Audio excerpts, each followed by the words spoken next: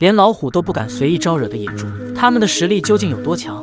要说起自然界中最厉害的动物，相信大家的第一反应都是被称为百兽之王的老虎，或是与老虎实力相当的狮子。但让人没想到的是，老虎也有惹不起的动物，而且这只动物还是一只野猪。那么野猪的实力究竟有多强呢？虽然人们所认为的猪都是被饲养在猪圈中白白胖胖的家畜，这种猪面对老虎时，毫无疑问会变成老虎的盘中餐。但是生活在野外的猪却颠覆了人们对猪的认知。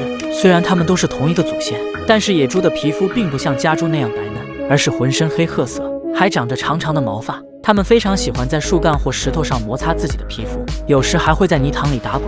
这样的做法让它们的皮肤拥有了极强的防御能力。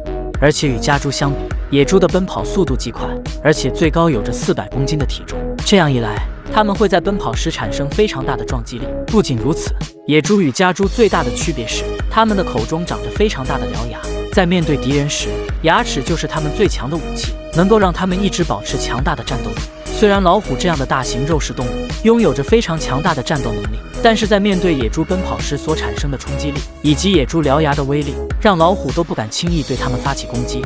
连老虎都不敢随意招惹的野猪，有没有动物能够轻松碾压它们呢？像老虎、狮子这样的大型肉食动物，它们虽然可以对野猪造成伤害，但是同时也面临着被野猪伤害的风险。而自然界中有一种动物，它们没有高大的体型，但却能够轻松捕杀野猪。这种动物就是近几年在我国云南地区出现的豺。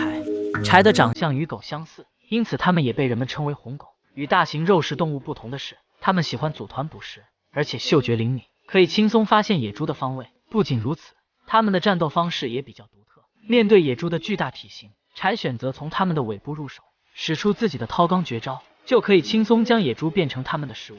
既然有可以压制野猪的动物，那么为什么野猪依旧在我国多地泛滥成灾呢？事实上，在几十年前，被人们大肆捕杀的野猪面临着濒危的风险。为了保护野猪，相关部门他们列入了3有动物的保护名单中，如果私自猎杀，将会受到法律的处罚。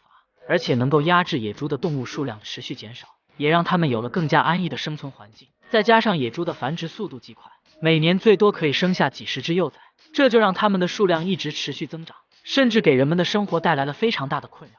那么面对野猪的泛滥问题，相关部门就没有做出相应的处理办法吗？为了有效解决野猪对人们生活造成的影响，我国多地颁发了杀猪令。但这项政策并不代表能够随意猎杀野猪，而是在时间、数量等方面都有相应的限制。为了能够推动这一政策的实施，相关部门决定对猎杀到的野猪以10元1斤的价格进行回收。可是为什么这些野猪肉不能够自己留下呢？其实这是因为野猪身上带有的细菌太多，容易造成传染性疾病的传播，所以为了人们的安全，相关部门决定采用无公害的方法来处理这些野猪。既然野猪已经泛滥到如此地步，为什么人们依旧会对它们进行保护呢？野猪虽然给人们的生活带来了困扰，但事实上它们的存在对生态环境起着一定的保护作用。如果放开对野猪的保护，过不了多久，它们就又会面临着灭绝的风险。所以对于野猪的泛滥问题，只靠人们的捕杀根本不能从根本上解决。那么想要有效缓解野猪的泛滥，人们还可以从哪些方面入手呢？其实生态环境的平衡才能让自然界中的生活长久有效的生存下去。野猪泛滥最根本的问题还是缺乏天敌的捕食。只要有足够多能压制野猪的动物，再加上人们的保护，相信野猪的数量就可以达到一个稳定的水平。所以为了自然界的稳定发展，环境的保护问题还有很长的路要走。本期视频到这里就结束了，对此你还有什么想说的吗？欢迎在评论区留言。